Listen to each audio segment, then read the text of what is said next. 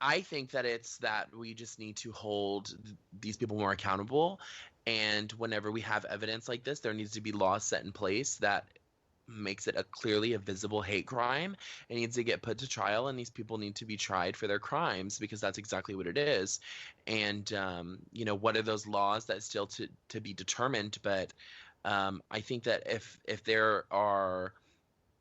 the police officers know that they're going to be held accountable and they're being filmed on their car camera, then a lot of these things may not happen.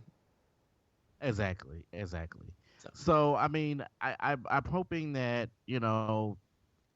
change will come, but I feel like it's going to be a while before that happens because it's feel like it's just now with it being in mainstream media, it's just spiraling out of control, and it's sad. It really is.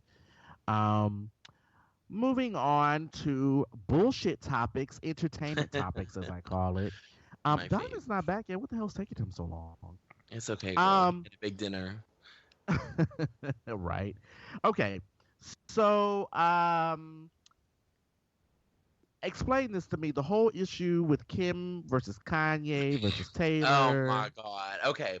Well, we've briefly addressed this months ago as it was a trending topic, and then now again has become a trending topic. So I'm gonna give y'all the Cliff Notes version.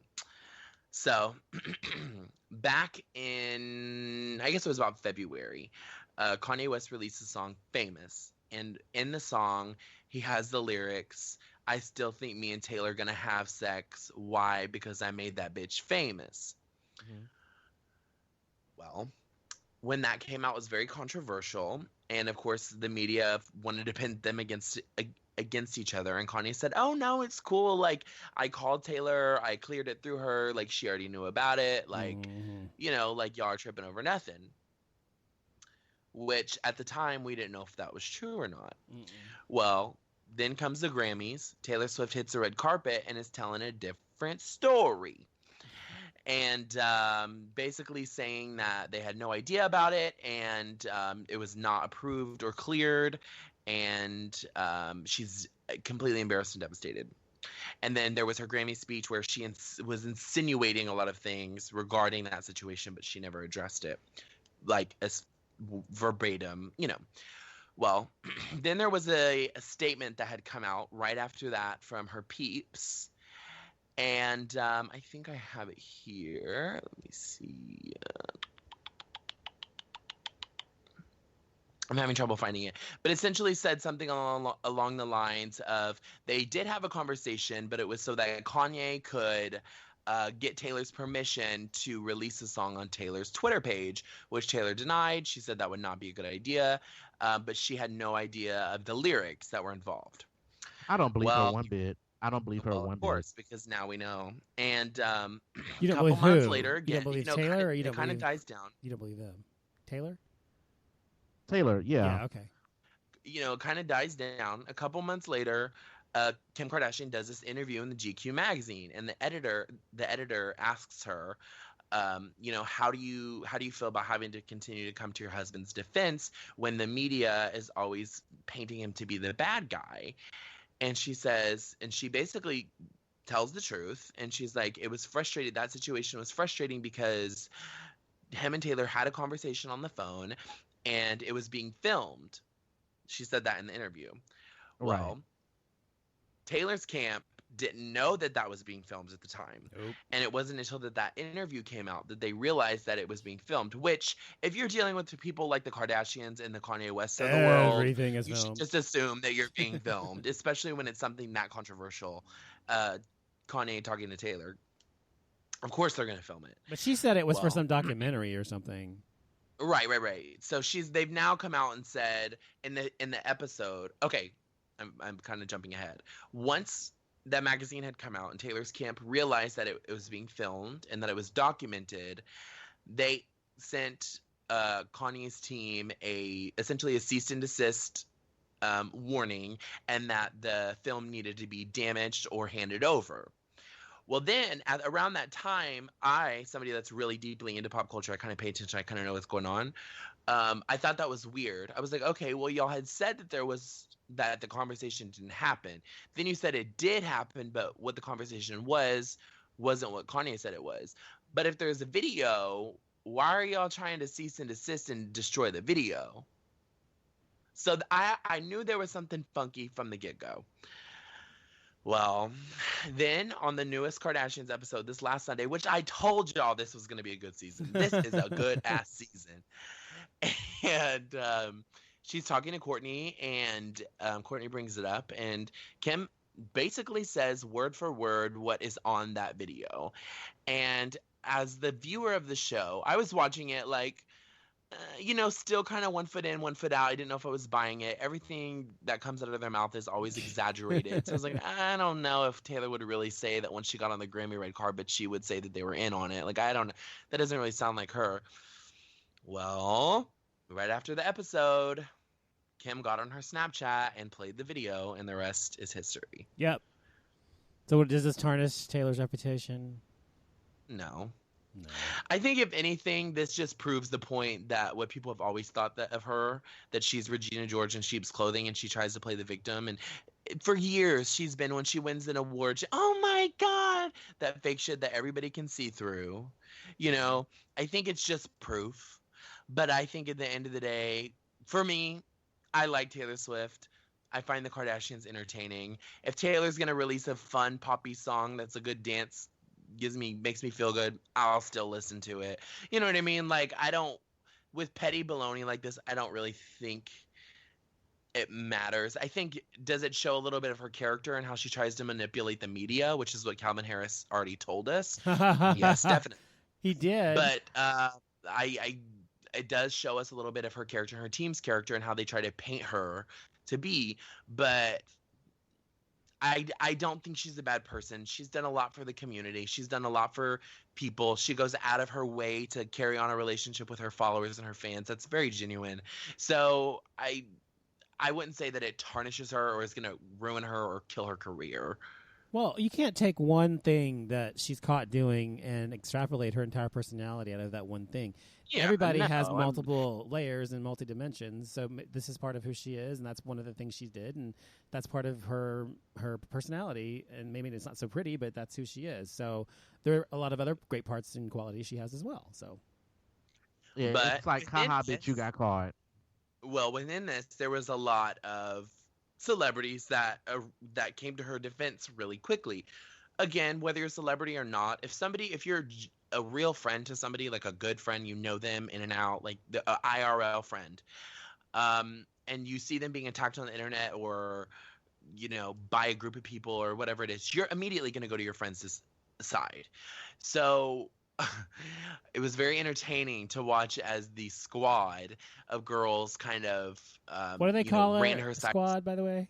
Squad started tweeting things, especially Selena Gomez, who said, we need to be focusing on real issues, when Selena has famously not ever once mentioned Orlando, Black Lives Matter, any of those shootings, or the Dallas shootings, which I remind you, Selena is from Dallas, right. Has never publicly once acknowledged any of those things. She acknowledged the shooting of Christina Grimmie, her friend, but she's never acknowledged any of those issues. So for her to get on Twitter and say, you guys, we need to be focusing on real issues, was very hypocritical.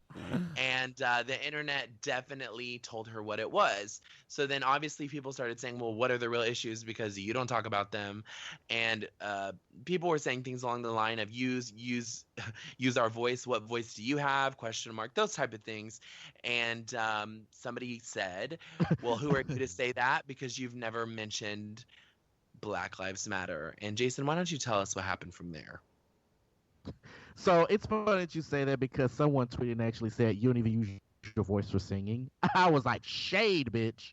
But so pretty much Selena Gomez and this whole tweet situation about the Black Lives Matter movement, because she was pretty much defending Taylor Swift on that Kanye situation, which it's entertaining, but it's also out of it. Well, the thing is, like, it's trivial shit.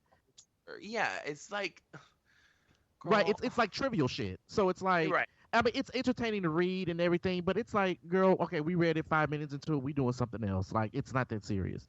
But The whole thing about, Selena Gomez and the whole Black Lives Matter movement, her tweet about what she said. She said, well, actually, excuse me, let me take that back. There was a guy by the name of, his Twitter name is Praise Jeebus. Jeebus, I hope I'm saying that right. And someone was asking him about, he was asking her rather about the Black Lives Matter movement. And he said, good question. Why haven't you or Taylor not said anything about Black Lives Matter or police brutality? This bitch says, there are more important things to worry or to talk about. Why can't people use their voice for something that fucking matters? I'm like, so, like, bitch, did you forget what color you are? Like, girl, I don't know. Selena Gomez. First of all, I'm not a Selena Gomez fan. I'm gonna be very clear about that. But this sure as hell, like, girl, you Mexican. Like, girl, get the fuck out of here. Like, I don't understand understand celebrities. In the tweet, well, listen. I'm gonna play devil's advocate for 0.5 seconds. In the tweet, I understand that maybe she was thinking, does it matter if you're a celebrity or a normal person? If you're tweeting this, is it making... this sounds like dumb. This shit was wrong. This is dumb as fuck. No, she was wrong. She was dumb as fuck. I definitely think she didn't think that through. Again, I think Selena Gomez is a very genuinely nice person, based on many things that I've seen of her over the years. It's kind of one of those things where you just got to tweet and delete, girl. You just got to tweet and delete. And it is important to even though she says it's just a hashtag, it's more about the conversation. It's more about raising awareness for the real issues, as she says, that are going on. So it's sad. I mean, it's not sad. It's fucking pathetic, honestly. I'm not a Selena Gomez fan. Fuck her and but fuck her. But what this does? This shows that, and I've always kind of thought this about her, is she is a puppet of the industry. She doesn't want to say Black Lives Matter because she doesn't want to offend anybody. You know what I mean? She doesn't want to offend all the people that say all lives matter. She doesn't want to offend, and she doesn't want to say all lives matter because she doesn't want to offend Black lives. You know what I mean? It's like she just wants to get on stage and sing, which I can respect that to some point, because a lot of people are like, bitch, shut up and sing. But the bitch can't even sing. Girl, that's besides the point, girl. Girl, how get on the stage with that processed voice? Get the fuck out of here. Since when does singing have anything to do with it anymore? Please. Honestly. Really? Yeah. Honestly. Right.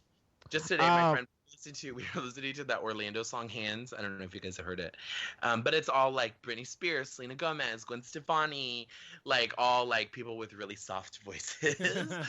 And we were listening to it, and he hadn't heard it, and he was like, "Where are all the singers at?" That's funny. Right. I mean, that's the trend now. The soft processed voice. That's not a trend.